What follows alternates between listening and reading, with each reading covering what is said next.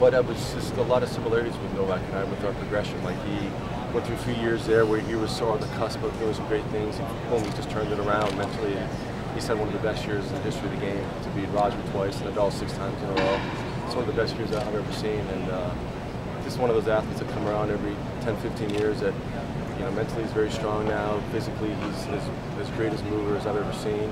He's worked on some areas of his game that needed improvement, his serve, his forehand. Just, you know, now he's just going to contend for all those majors, and before we know it, he'll have 7 or 8. How does it feel to be back in DC? Kind of a hometown advantage, you think, with a crowd? Looking forward to that? Oh, I got 30 people that are going to be rooting for me. I got cousins, aunts, and uncles all coming tonight. My mom has a big family, one of that big Greek family. I just haven't seen them in a while, so it'll be exciting to see them in a little bit here. And, but it's, you know, I left here when I was 7, so I don't have a ton of memories, just a little bit. Remember the snow. Remember my scar here that I got as a kid here on the sled, cutting my chin open, and nicked my side here in Potomac. But yeah, my dad owned a restaurant in McLean, Virginia.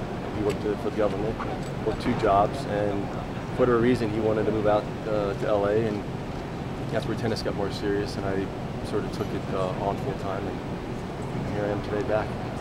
He's got the world by the balls. I mean, it really does. I mean, forgive my French or whatever.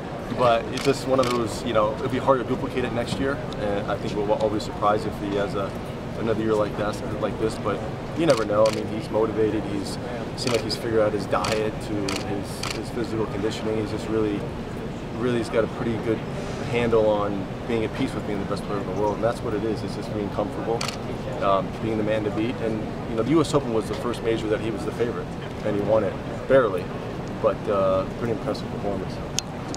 Not really. No. No, I mean, it's like we all want to hit the ball good, and we're all professional. We want to make sure these fans get a good show. It's not cutthroat tennis like it used to be, but at the same time, we all have a lot of pride. And competitive here, it's like sort of friendly competition. It's not like, you know, you want to beat Michael 6-1 or Jim. It's like you want to make sure everyone's comfortable and playing well. At the same time, for me, people want to see me serve 130. You know, they want to see me serve and volley. And if I'm doing that well, I'm tough to break. So it's a combination of a good competition, a little bit of fun along the way, and have some fun with the crowd, ball kids, and whatever happens.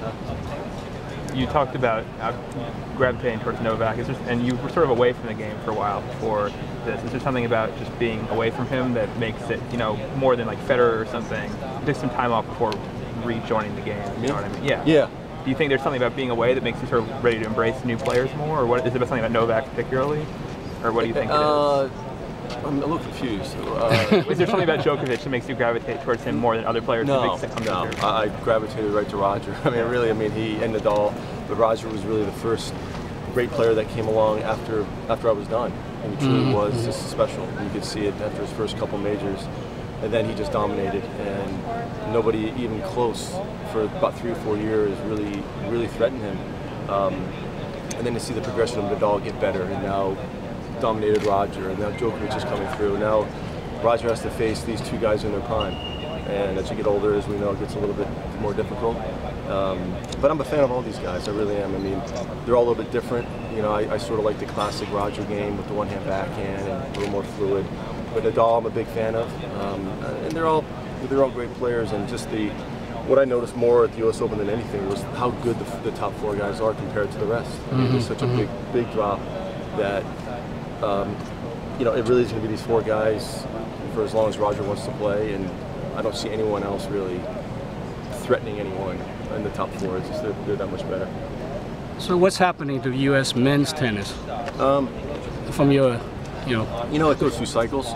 You know, I think so. Not every decade's going to have me, Andre, Jim, and Michael. And you just have to face facts that we'd love to have it every decade, but it's a pretty rare group, and you have to be fair to the players today that you're not going to have. You know, Andre come through the door, me come through the door. It's going to take some time. Why that is, I don't know. I really don't. I just think it goes through cycles. I think the world's gotten better. I think America.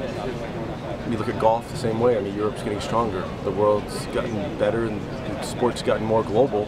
So more players around the world are playing. So Djokovic from Serbia. You know, I mean, like exactly, right, right. Slovakia, Serbia. You know, Roger from Switzerland and Mallorca. It's like they're, you know, they're hungry. You know, and I don't know if we've gotten complacent or what it is, but it's just the way the game is today, and I don't see it changing anytime soon. I think Isner has got a big game that can make some noise, and Marty Fish is doing quite well. Yeah, okay. But yet again, it's just those four guys are clearly so much better. Yeah. Just a big separation. But you can't help notice though that only Roddick had won once since you guys have left. No. I mean, you know, you look through and just there's nobody really. No. You know, in American men, I'm talking about. Yeah, it's slim. It's slim, and you're not gonna, like I said, have a decade like we had in the '90s, and it's just one of those rare things that happen. And I think reality has hit a little bit the last few years. And listen, we're not. Americans, they want every 10 years, every 5 years to have a Wimbledon champion, and you guys be right. I mean, we've been a little spoiled, to be honest with you. And when they're not doing as well, people start complaining, and it's unfortunate for these guys. In fairness, they're really, really good players. They're not totally great players like Roger and Nadal. So it's just the way it is. Maybe that'll change over the next 5-10 years, and we'll get a group of guys that push each other. I had Michael, and Michael had Andre. We all sort of push one another, which I think was good for all of us. Recently, a couple players like Nadal and Murray have vocalized a players' union.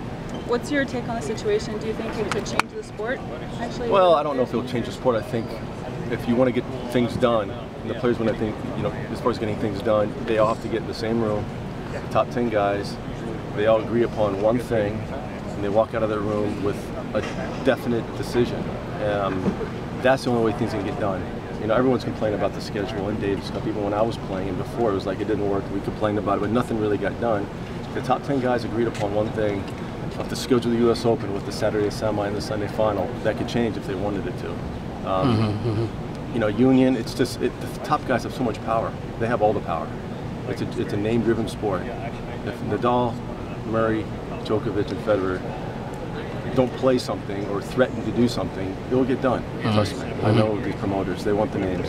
Sure. If the outcome of your last match was different, would you have played another year?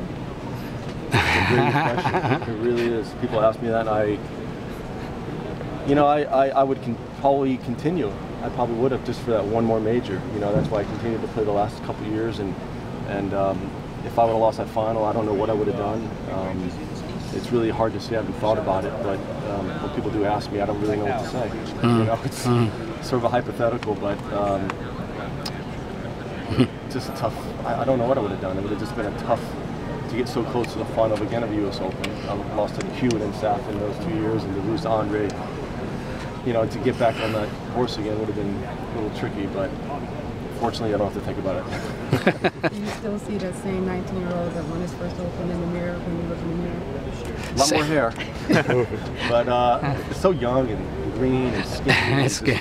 A little bit Nice shorts. Nice tight shorts, and I brought the long shorts in the game, and yeah, I was so out of my element there. You know, I just had 2 great weeks, and you know, before I knew it, I won the Open. It just wasn't quite ready as a player.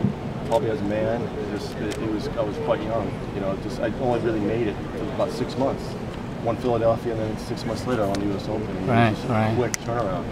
And I wouldn't give it back, but if I had my choice, I'd much rather have done it a little bit later on. But like I said earlier, like it took me a couple years to sort of find my way around the tour and just feeling comfortable, and expectations of the media, and just all this stuff was like I wasn't ready for it. I didn't go to college, high school dropout, you know. So I was just like, I was thrown into the the lion's den, and you know, it was a little tricky at first, but you know, once you start winning and get more comfortable winning and dealing with all that you have to deal with, you sort of learn the hard way. Have your kids seen any video of you playing? And Some. Do they think it's like an old movie or something? Yeah, it's black and white. Yeah. Yeah, they see a couple of YouTube things, clips, and they see these highlights on Tennis Channel and whatever, and they're curious. They see some trophies laying around the house, so they're interested. They know that their dad was a pretty good tennis player, and you know, I keep telling them that, you know, I wasn't handed these trophies. I had to go and work for it. So my kids lollygagging with this homework. And it takes me, it takes me 2 hours to do it. You know, take an hour to focus, and so anyway, it's you got to work to. And tennis is the ultimate sport. Whatever I got out of it, I put into it. You know, it's the ultimate individual. I did it all myself, and I'm always be pretty proud of that. Is there any competitor that's not on this championship series that you would like to see have another crack at? No. What we have McEnroe. He's there, right? Play John a little bit later, and I think what you're seeing tonight are a great generation of Americans playing tonight. We all grew up with one another. I grew up with Michael, and Jim was with Andre, and just to have us all in one night is pretty exciting for the city, and I hope that people come out and watch it and support it and have a little fun. We miss you in Toronto. Yeah, I'll be in Toronto at the end of the year. Okay, I was there at least. Oh, really? Yeah. Okay. I was born and raised here. Potomac, Maryland, until I was 7, and then we moved down to LA. So yeah, I remember a little bit of it. Yeah. Pete, how did you decide to do this tour? Well, Jim Courier, he's sort of the name behind it. He asked me how I felt about doing this sort of tour. 3 cities on the East Coast. It made sense for me. I wouldn't want to come here and just do one. Just to do 3 against Andre and Jim and Michael. It just seemed like it would be some fun, a little bit of competition. And I like to work. I like to get out of the house and do a little work and get myself in shape. Not like it used to be, so it's less stressful. I'm going to do a few more later in the month, and we did one last night, and it's a fun night. You get to see some talent out there, and everyone's got to know I'm not as good as I used to be. A little slower, but I can still serve okay. So I think all of us just still like to work a little bit. You can only play so much golf in a week, and to get on the road a little bit, it's actually pretty fun. Fish is doing great. Isner has got some potential. I mean, we got some guys, but I will say the top 4 guys are clearly so much better than the rest. It's really going to just get used to it. It's just going to be those 4 guys in the.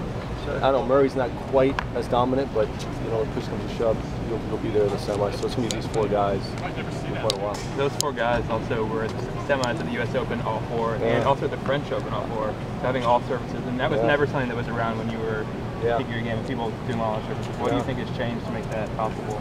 Well, I think the game has got very one-dimensional. Everyone plays the same. Everyone stays back and trade ground strokes. There's no one really swinging, volleying. It's a lost art. And I just think those 4 guys are so much better than the rest at the same game on all surfaces. It's quite simple, really. Pete, physically, do you like the format of this Champion Series and the shorter sets? Love it. I don't like it, I love it. The only thing I struggle with is this. We get along pretty well. I think we all came out of our careers pretty good friends. I mean, it's an intimate sport.